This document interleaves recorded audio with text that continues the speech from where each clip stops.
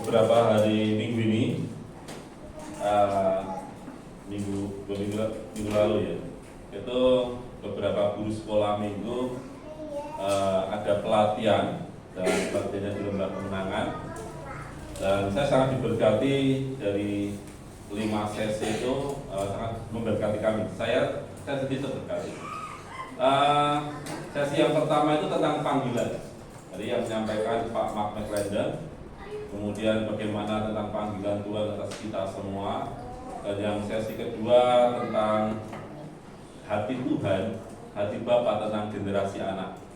Jadi anak-anak seperti ini seharusnya sangat penting buat kita semua, karena kalau Tuhan saja anak-anak dianggap penting, harusnya kalau kita ngikut Tuhan, kita juga punya hati yang sama bahwa anak-anak itu penting juga buat kita.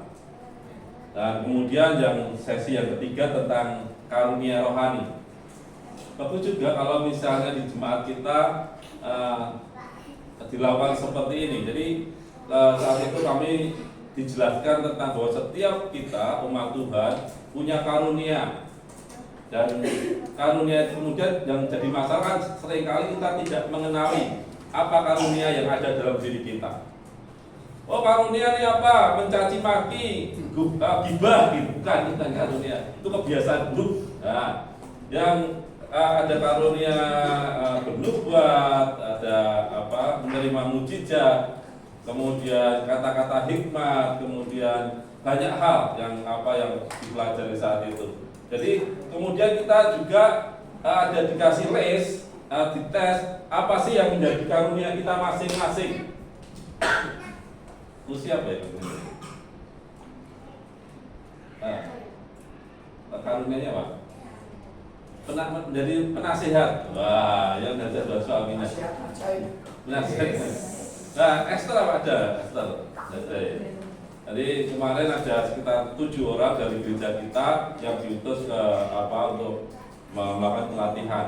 Dan bukan cuma diajarkan tentang bagaimana mengenali karunia, tetapi juga diajari bagaimana cara mengaktifkan karunia yang kita punyai, sehingga kita bisa efektif atau saat melayani itu bisa maksimal begitu. Dan kemudian sesi yang selanjutnya adalah mengenai pemutusan, diberkati dan diutus. Nah, sesi-sesi yang ini yang memberkati secara pribadi saya diberkati. Dan yang saya sampaikan, saya sampaikan mengenai sesi panggilan yang disampaikan oleh Pak Mak. Dan itu mengingatkan kuat di dalam hati saya saat ini saat beliau menyampaikan, kiranya ini juga bisa memberkati kita semua. Nah, ini mengenai panggilan. Seringkali saat kita hidup kita itu tidak karu-karuan, tidak bisa diatur, acak begitu. Kayak mainan puzzle, tahu tidak puzzle? Gaduk-gaduk gitu, dan ditempel-tempel. Kemudian kalau nanti berhasil, puzzle itu bisa membentuk suatu gambar atau suatu harapan yang sesuai dengan gambarnya, yang sesuai dengan yang dituju. Tetapi yang jadi masalah adalah hidup kita itu tidak bisa nempel. Pasalnya itu kacau balau. Mungkin saat masih muda kacau balau tidak ada masalah. Tetapi sudah tua pun pasalnya masih kacau balau, tidak teratur. Kalau tinggal 10, 60 atau mungkin dari 1000 biji kemudian tinggal 60 masih mending. Tetapi kalau ternyata bukan cuma 10 tapi kebanyakan pasalnya masih bermasalah. Dan rasanya tidak selesai-selesai. Hidupku ini kok tidak ada hubungannya dengan yang kemarin kita tata, tetapi kok tidak kemudian rancangan yang kita rancangkan itu gagal, tidak sesuai dengan harapan kita. Itu yang sering kali kita alami. Dan masih mending kita itu seakan-akan masuk ke dalam sebuah labirin. Labirin itu kayak jalan-jalan yang kemudian kita harus mentok, kemudian masuk lagi, salah jalan, balik lagi, ulang lagi, dan tidak ada jalan keluar masalah yang kita hadapi. Mungkin masalah sakit penyakit, mungkin masalah ekonomi, rasanya tidak selesai-selesai. Mungkin pergumulan kita, atau ikatan dosa gitu, yang tidak selesai-selesai. Kemudian bukan itu aja, tetapi juga hidup kita ada saatnya kita itu mengalami yang namanya musim kering. Tapi juga bukan cuma musim kering, tetapi musim di mana rasanya daun yang ada di dalam hidup kita itu rontok semuanya. Gagal semuanya, tidak ada hasil. Rasanya tidak terjadi apa-apa dalam hidup kita. Dan kalau kita menghadapi seperti itu, masalah-masalah yang seperti itu rasanya yang terjadi adalah rasanya hidup kita itu kosong. Tuhan di mana sih? Tuhan kemana? Kok rasanya saat kita hidup ini tidak selesai masalah yang ada. Sudah bisa tak? Sudah belum? Sudah? PowerPoint-nya.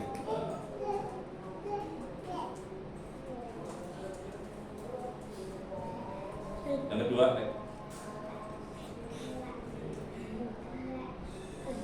bisa.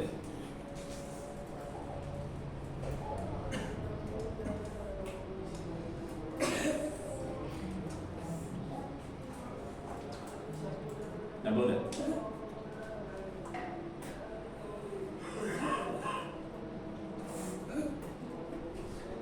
Bentar ya, sabar ya. Sabar.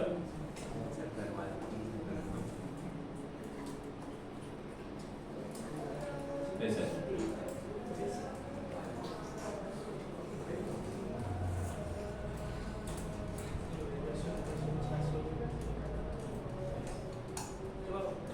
Ya, udah. Kemudian saat kita saat kita menghadapi seperti itu, rasanya setelah kita kosong, langkahnya rasanya salah terus, noto pasalnya rasanya nggak selesai, mainannya nggak selesai. Yang terjadi hanya itu saja. Masalah, ketemu masalah lagi, kemudian kita longgar sebentar, masalah ada lagi, begitu. Kenapa itu terjadi? Karena seringkali kita tidak mengetahui atau melupakan apa tujuan hidup kita. Bukan tujuan kita dalam untuk hidup, tetapi tujuan Tuhan menciptakan kita di dunia ini. Kalau di bangunan itu ada namanya blueprint. Jadi kalau kayak light gitu, jadi kalau bangunan itu ada gambar, itu tintanya biru, selalu biru. Jadi yang namanya blueprint. Jadi kalau kita merancangkan bangunan, kita mau buat bangunan harus sesuai dengan gambar, harus sesuai apa yang direncanakan, apa yang dirancangkan oleh pemilik bangunan dan juga arsiteknya. Hidup kita yang merancangkan, yang menciptakan, yang menjadikan hidup kita adalah Tuhan. Sehingga kita harus kembali kepada rancangan apa yang dimau Tuhan atas hidup kita. Kalau engkau hanya mencapai tujuan hidupmu sendiri, engkau yang terjadi adalah seperti pasal yang tidak selesai-selesai. Atau hidupmu akan seperti roda yang berputar terus. Nah, kalau pas berputarnya rutin begitu naik turun kayak di di Saloka begitu, tidak apa-apa. Pas naik macet, wah bisa lihat pemandangan jauh. Tapi kalau pas terpuruk AC macet, rasanya apa? Pergumulan tidak selesai. Hidupmu tidak rampung, masalahku tidak bisa selesai. Tuhan di mana? Terus akhirnya nyalahin Tuhan. Kalau tidak nyalahin Tuhan, nyalahin siapa lagi? Orang-orang sekitar kita. Ini bojoku sing salah. Kalau bojone kemudian ngeyel, takut disalahkan, cari orang lain yang bisa disalahkan. Pimpinanku yang salah, manajerku yang salah. Kenapa tidak melihat tujuan itu? Apa yang Tuhan tetapkan hidup kita? Mungkin hidup kita digerakkan oleh atau didorong oleh seperti ini. Kesalahan-kesalahan kita. Kesalahan yang pernah terjadi, kesalahan yang pernah kita lakukan, kemudian kita harus menebusnya. Dan itu yang menggerakkan kita untuk melakukan sesuatu. Ataupun juga kemarahan kita, kejengkelan kita, kekecewaan kita, itu yang menggerakkan hidup kita. Kemarahan, kesalahan, ketakutan kita. Wah, nanti masa depanku seperti apa ya? Nanti anakku seperti apa ya? Nanti masa tuaku seperti apa ya? Nanti jodohku seperti apa ya? Bisa selesai enggak ya? Ketakutan, kekhawatiran kita yang sering kali menggerakkan hidup kita. Bukan kita digerakkan oleh firman Tuhan, tetapi kita digerakkan oleh hal-hal yang seperti ini. Materialisme yang dicari adalah duit, bukan duit, tapi duit. Kerja. Kalau kerja buat orang lain, kerja buat Tuhan tidak masalah. Kerja apa? Untuk dirinya sendiri, untuk kepentingannya sendiri. Aku tidak urusan, yang penting menghalalkan segala macam cara supaya mendapat duit. Pengakuan, kesepakatan, seringkali kita kompromi dengan dunia. Dosa sedikit tidak apa-apa, yang penting tidak banyak-banyak. Ini dosa putih tidak apa-apa, bohong putih tidak apa-apa. Sedikit-sedikit tidak apa-apa, ngapusi sedikit-sedikit tidak apa-apa. Tidak jujur tapi tidak banyak-banyak. Yang penting untung sedikit, tidak jujur tidak apa-apa. Bukan. Kalau kita digerakkan seperti ini, pasti kau bukan di jalurnya Tuhan. Kalau kau digerakkan oleh kemarahan, kekecewaan, pasti kau bukan di jalurnya Tuhan. Kalau kita di jalurnya Tuhan, jangan bertanya, Tuhan kau di mana? Pasti Tuhan ada. Tapi kalau engkau keluar dari jalur Tuhan, engkau saat ini waktunya untuk kembali di jalurnya Tuhan.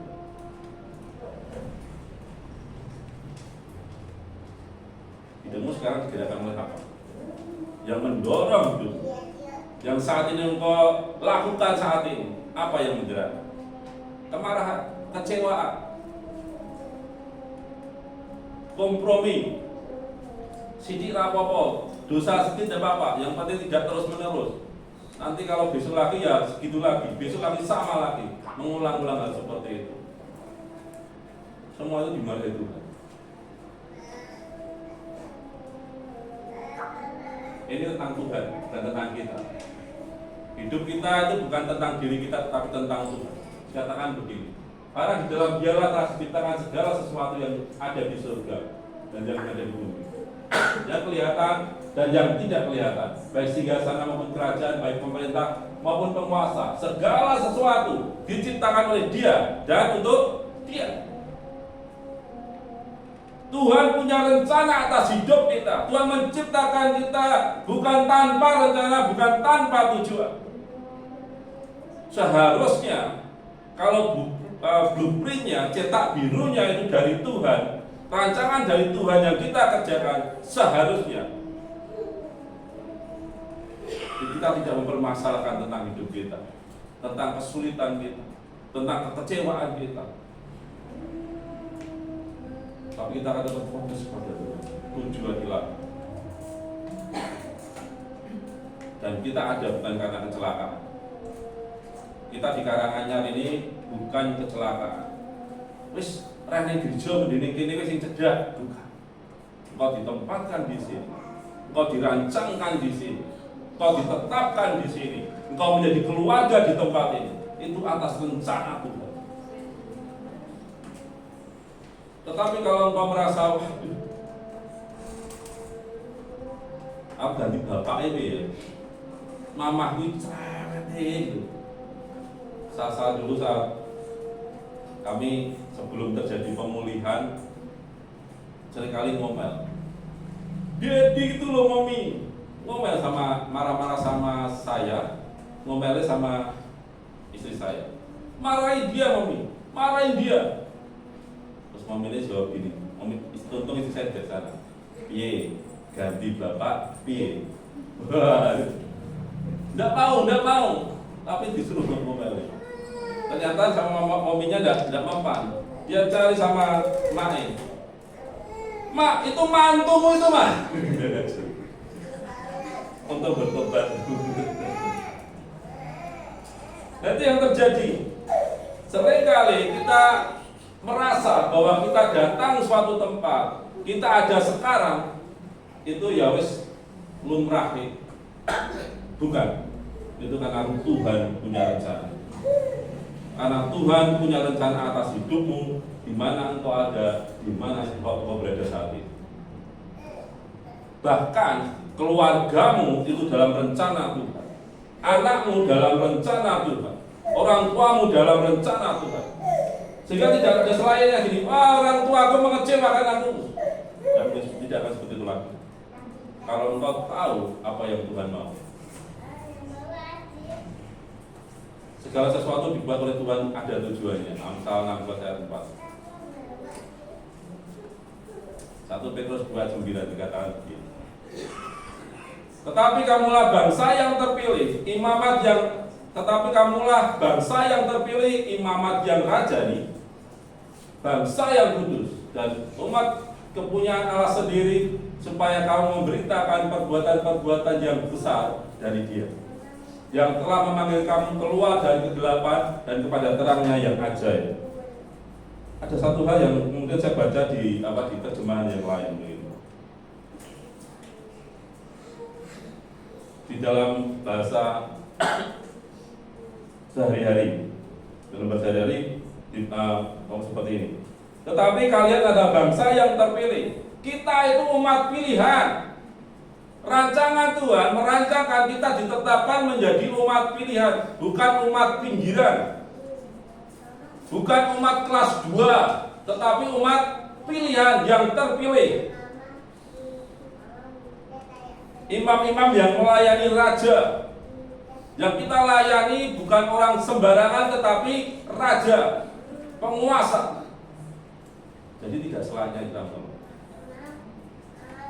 tidak selayaknya kita kecewa. Kemudian bangsa yang kudus, bangsa yang dipisahkan, bangsa yang kudus untuk umat Allah sendiri. Allah memilih kalian dan memanggil kalian keluar dari kegelapan. Yang terjemahan ILT yang 3 dikatakan begini. Namun kamulah bangsa yang terpilih, imamat yang rajani, bangsa yang kudus, umat dalam pemeliharaan Allah. Artinya adalah kita, saya, Bu Yati, kita semua di sini dalam pemeliharaan Allah. Kalau engkau yakin takdirmu yang menetapkan adalah Tuhan. Kalau engkau tahu benar bahwa panggilanmu, bahwa hidupmu adalah umat pilihan Tuhan, pemeliharaan Tuhan, engkau adalah umat yang dipelihara oleh Tuhan. Kalau seperti ini, seharusnya kita tidak perlu khawatir.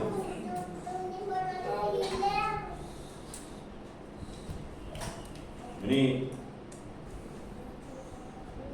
sebab aku ini mengetahui rancangan-rancangan apa yang ada padamu mengenai kamu. Demikianlah firman Tuhan, yaitu rancangan damai sejahtera, bukan rancangan kecelakaan, untuk memberikan kepadamu hari depan yang penuh harapan. Bentar, kembali ke sini. Supaya kamu memberitakan perbuatan-perbuatan yang besar dari Dia. Perbuatan yang besar itu perbuatan apa? Apakah Tuhan membuat mukjizat, Musa membelah laut, gitu. Yesus mengubah air jadi anggur? Ya tentu itu kita beritakan. Tapi bukan itu saja. Perbuatan-perbuatan besar itu perbuatan yang engkau lakukan, yang kita lakukan, yang saya lakukan, yang sangat besar, dan itu akan memuliakan Bapa di surga. Perbuatan kita yang akan kita lakukan, yang sedang kita lakukan. Kalau kau melayani keluargamu sebagai seorang ayah, seorang bapak, lakukan yang terbaik, dan perbuatan besar akan terjadi di situ. Kalau kau seorang istri, layani suami dan anak-anakmu, akan ada perbuatan besar di situ. Kalau kau bergereja di tempat ini, layani Tuhan di tempat ini, dan akan ada perbuatan besar di tempat ini. Di pekerjaan, di sekolah, di mana pun kau berada, akan ada perbuatan besar yang akan jadi kesaksian dalam hidupmu. Supaya apa? Nama Tuhan dipermuliakan, rancangan Tuhan digenapi atas hidupmu.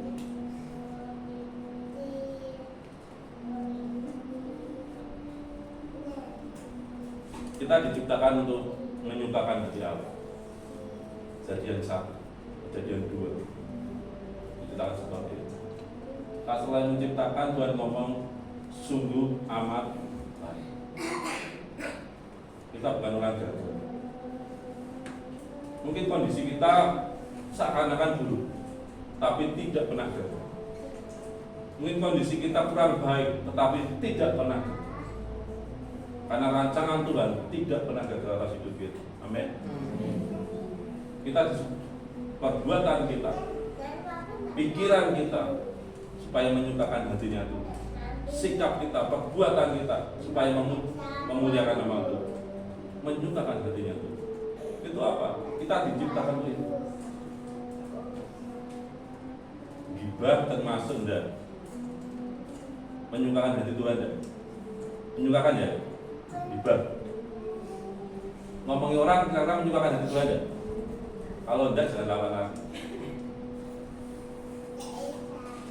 Hal-hal yang tidak menyukakan hati Tuhan, jangan dilawan lagi. Saya tidak akan melakukan yang seperti itu. Kita mengusahakan bersama-sama. Kita dibentuk untuk keluarga Allah. Ya. Keluarga Allah itu kita komunitas di tempat ini, gereja di tempat ini kan keluarga Allah. Setuju? Kalau keluarga Allah itu kira-kira Michelle, kalau dia jengkel kayak saya ikut jengkel enggak? Jengkel, pasti jengkel ya toh. Tapi saya kepingin murah, jadi orang yang sabar ya. Tuhan pinginnya adalah kita jadi sabar.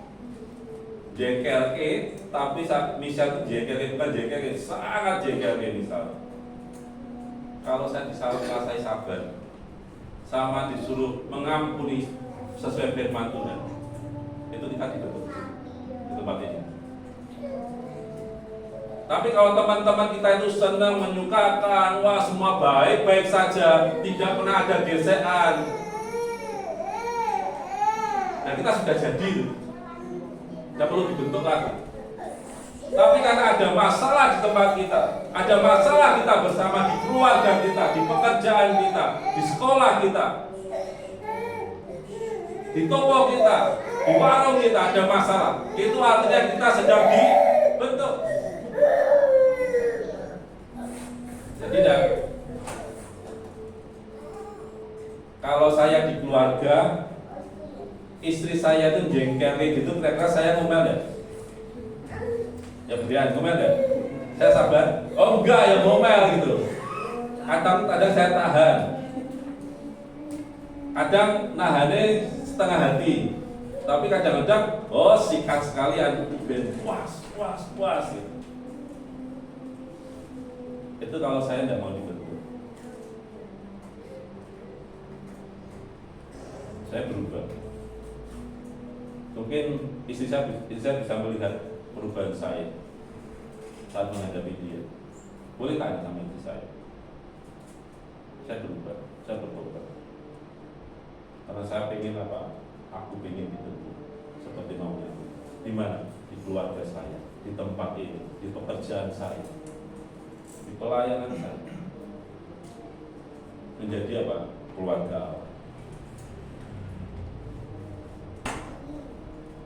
Kita diciptakan untuk menjadi seperti Kristus. Yang seperti Kristus apa? Disalibkan begitu. Pikiran kita harus seperti pikiran Kristus. Hati ini kita harus hati ini seperti hati ini Kristus. Kalau Yesus itu suka apa ya kita suka seperti itu. Kalau suka mengampuni ya kita juga harusnya suka mengampuni. Kalau Yesus itu marah dengan ketidakadilan, kita juga seharusnya marah dengan ketidakadilan. Kalau ada rumah Tuhan dijadikan sarang penyamun, ya itu harus beraksi seperti itu lakukan. Tetapi kalau kita disuruh sabar, kita sabar. Setia, kita setia. Kita murah hati, tidak pelit, kita yang murah. Supaya kita menjadi apa? Seperti Kristus. Seperti Kristus. Ada ya. Gereja tanpa salah. Kita seperti Kristus dibentuk, diciptakan. Itu maunya siapa sih diciptakan seperti Kristus? Maunya Tuhan, maunya Bapak kita. Kita dibentuk untuk melayani Allah. Yang kita alami di dalam hidup kita, di keluarga kita, di pekerjaan kita, semuanya dibentuk karakter kita supaya kita bisa melayani Allah.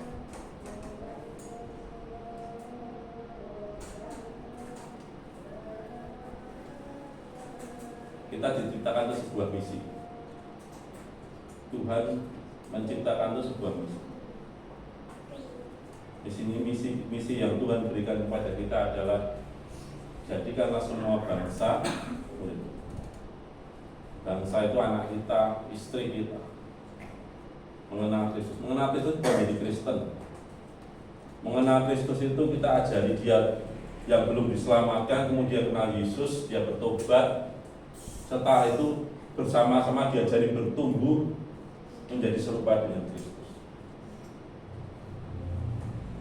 Bukan cuma menjadi Kristen atau gereja, tetapi harus dilatih mereka.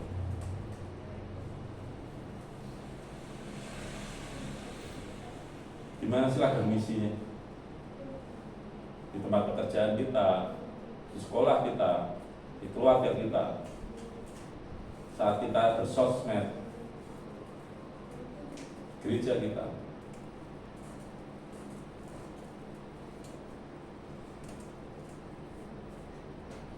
Suaranya ya. Pause dulu. Bentar. Ini ada sebuah film. Filmnya membuat saya hatinya tidak enak. Karena saya merasa saya baik-baik saja. Yang saya sudah lakukan itu saya merasa saya sudah baik-baik saja. Ternyata dari kisah ini saya merasa saya bukan apa-apa. Ini tentang seorang misionaris, 5 orang misionaris, dan kemudian dibunuh. Dan ternyata yang mereka lakukan jauh luar biasa. Orang melihat tidak ada hasilnya mereka dibunuh, tetapi orang ini, Elliot ini, dia punya respon yang luar biasa. Kita saksikan, ya.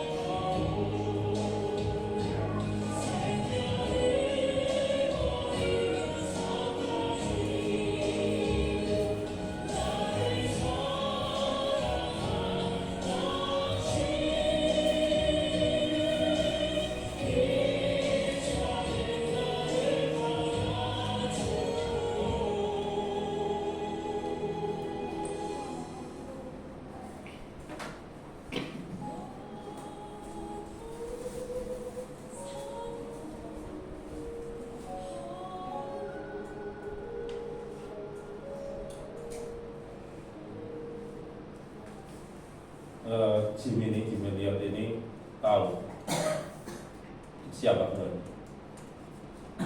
tahu benar. Seharusnya dia layak untuk mempertahankan dirinya saat mau dibunuh menggunakan apa senjata. Dia tidak lakukan. Kenapa? Alasannya apa? Mereka belum siap masuk surga. Kalau saya siap masuk surga. Bukan cuma itu saja, semuanya terbunuh, ya. Dan rasanya hasilnya sia-sia. Dan dia tahu benar yang dia akan bukan suatu kebodohan. Mungkin seakan-akan tidak ada hasil. Mungkin yang kita lakukan perjuangan kita, kesabaran kita, ketekunan kita, kesetiaan kita, usaha kita keluar dari dosa, jerat dosa, mungkin sangat sia-sia. Tidak, itu bukan kebodohan. Tuhan punya rencana. Tuhan tahu. Dan kalau engkau lakukan yang seperti maunya Tuhan, engkau di dalam jalannya Tuhan, dan Tuhan pasti bersama. Kalau engkau di jalannya Tuhan, jangan tanya Tuhan di mana, karena engkau Tuhan ada di dalam hidupmu. Jangan bertanya, ini aku kok di dalam rumah, karena Tuhan sudah di dalam rumah. Mau berubah? Nanti panggilan Tuhan yang kita berdoa. Tolong kami Roh Kudus, tolong kami yang kurang percaya ini, ampuni setiap salah dan dosa kami bila kami keluar dari jalur-Mu. Namun bila kali ini saja Tuhan, kami mau kembali kepada-Mu, mau berubah sesuai dengan apa yang menjadi tujuan dalam hidup kami. Allah Roh Kudus, biar menolong setiap kami semua, hamba-Mu dan semua umat-Mu, sehingga kami boleh melakukan apa yang menjadi bagian kami, sehingga rencana-Mu digenapi atas hidup kami, atas keluarga kami, atas gereja ini, dan atas di tempat kami bekerja, dimanapun kami berada, di dalam nama Tuhan Yesus. Amin. Amin. Mari kita bangkit berdiri.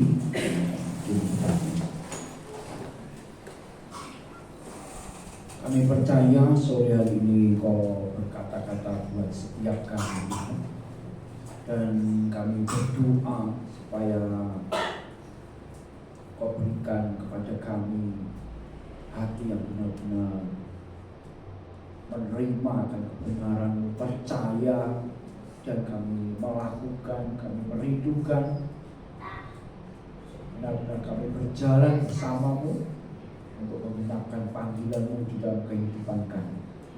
Buka mata rohani kami Tuhan, supaya kami memandang-Mu, Engkau yang sudah melakukan apa yang Engkau harus lakukan, dan kami boleh meneladani apa yang sudah Kau lakukan bagi kami. Terima kasih buat firman-Mu sore ini. Mari angkat tangan di hadapan Tuhan. Saudara-saudaraku terkasih dalam Tuhan Yesus, setelah Kau mendengar firman Tuhan, Kau menyimpan dalam hatimu, dan Kau rindu hidup dan menghidupi akan kebenaran firman Tuhan. Sekarang mualah di dalam damai sejahtera Bapa, penyertaan Tuhan Yesus dan persekutuan dengan Roh Kudus. Hidupmu dan hidupmu semakin hari oleh anugerahnya, oleh pimpinan Roh Kudus, akan menggenapi panggilan Allah yang semakin kuat nyata dalam hidupmu, sehingga di mana saja engkau ada, engkau menjadi berkat bagi banyak orang. Setiap yang percaya berkata, amin.